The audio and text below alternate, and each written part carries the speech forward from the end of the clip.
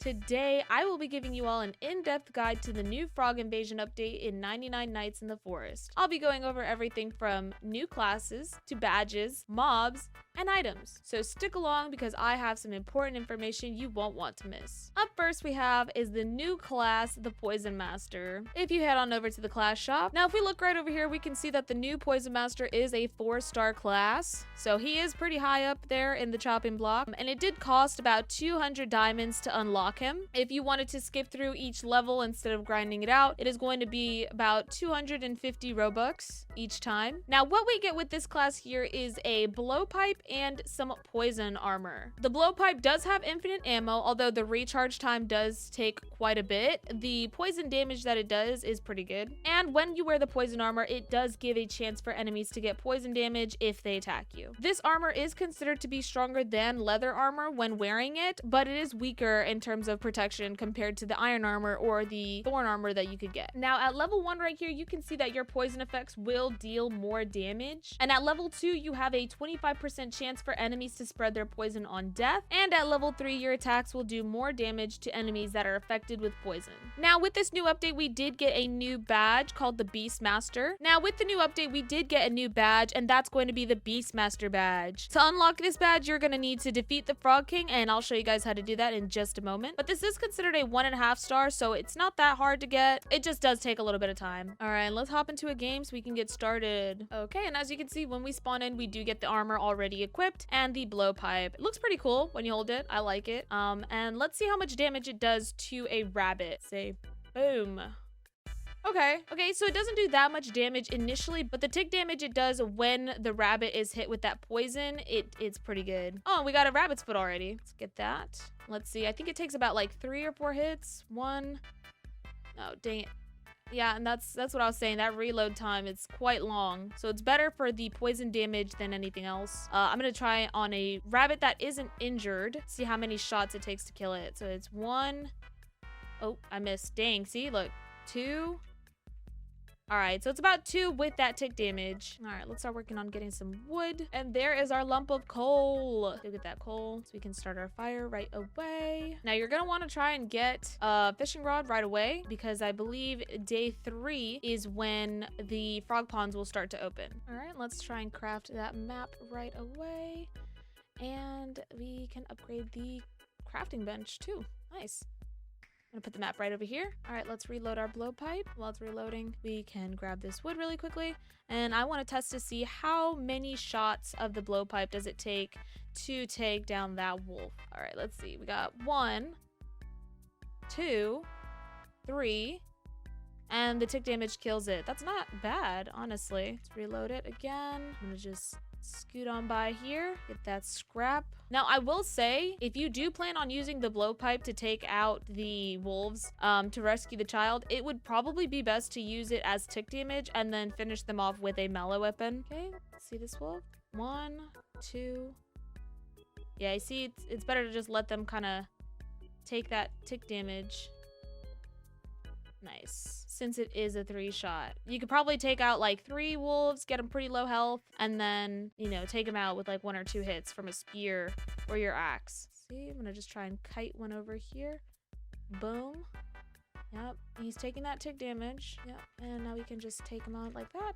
Yeah, see? That makes it so much easier. Then let's take on another one. Get our axe out really quickly. Yeah, it's like 2 hits after taking them out with the blowpipe.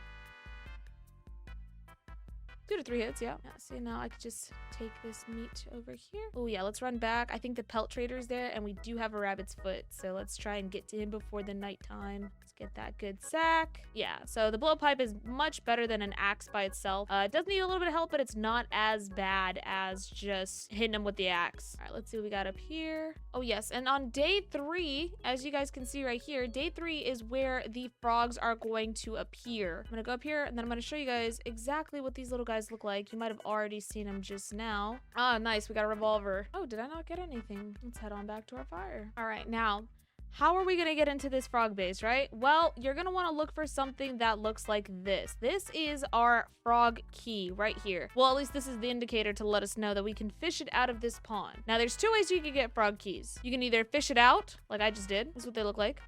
Or you can kill a bunch of frogs and just hope that one of them drops them. I think fishing them out is a lot better. However, sometimes it is kind of tricky to find the ponds. This right here is the whirlpool. The whirlpool will always spawn right by your base. And this is where you're gonna go and teleport into the frog's domain. So that way you can go in and put the keys and beat the frog king. Now, like I said, there's a bunch of different mobs that they've added. These are the green frogs right over here. So you can see they stick out their tongue. They're not that strong. They only do a little bit of damage, but they are kind of annoying sometimes when you're trying to walk by or fish. So take them out, you know, get rid of them. Makes your life easier. They also give you some, you know, food. So if you're ever in a pinch, you can always just go to a frog pond and get some right there. And now we also have the blue frogs right over here. This is what they look like. Now, the interesting thing about these blue frogs is they have like little thorns on their back, but when you kill them, they split into 2 frogs. And I'll show you right here.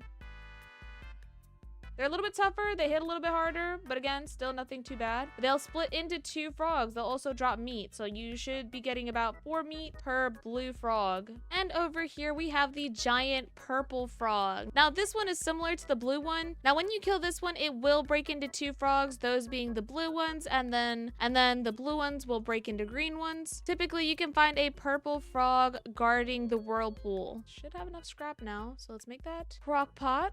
We'll make the long wall, and we'll make the wood rain storage. And I'm going to show you guys how I make my little automated farm like this. You put a wall up like that, and you put your wood rain storage right there, and your crock pot is going to go right here. You want it kind of a little bit in there. That works. And let's make some 1, 2. And it doesn't necessarily need to connect to it because we will be harvesting it ourselves. Yep. And now watch this. I'm gonna gather a bunch of carrots today just to get it started. And you're gonna go inside here with your sack out and just unload it. And this will act as like a storage, and your food will just start cooking manually in there. There we go. Give me that. Okay. Gimme. Gimme. And give me. Oh, a med kit.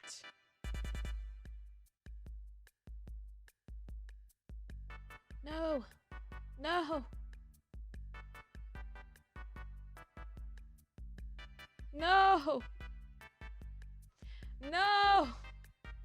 I was doing so good. After retrieving all 8 of the frog keys, you can now go into the frog whirlpool. Once you jump into the whirlpool, you will see this big door guarded by 8 locks. This is where you will place all the keys. Once they're placed, they'll turn, and now the dungeon is open. And here you will see that the mobs start to spawn in waves. Once you clear all of them, then the Frog King himself will show up. Here's where it's recommended most that you use some kind of ranged weapons. And he's pretty slow, but he does hit hard. Yeah, I'm gonna die. No, I'm not. No, I'm not. I'm leaving. I'm leaving. Leave. And you can leave to escape him. That's a good cheese method. And just like that, we are back in the fight. Now, do keep in mind the time of day, because once the battle has ended, the deer can spawn in here. And as you can see, you guys get a ton of meat after killing all of those mobs. And you get to have access to the frog chest right here.